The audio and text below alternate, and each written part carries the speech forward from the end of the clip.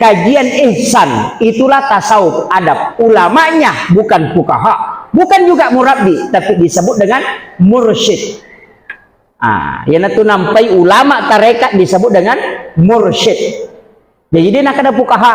Jadi ya komeloki mak guru tata cara sholat, belajar sama ulama fikih. Mau tahu cara khusyuk dalam sholat, belajar sama ulama kalbu, ulama mursyid. Jangan kepikir onrotona mega tau khusyuk, Allahu Akbar.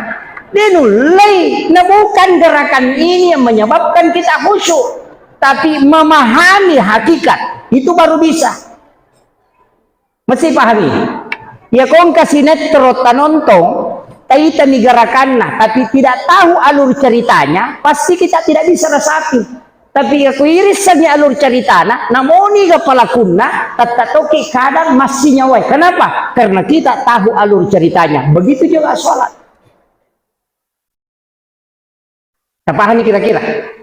Saya usaha semaksimal mungkin mengambil usaha bahasa sederhana supaya magampang kita paham. Pak, taniati ya rogi ko dia kata lologa, idi ko rogi.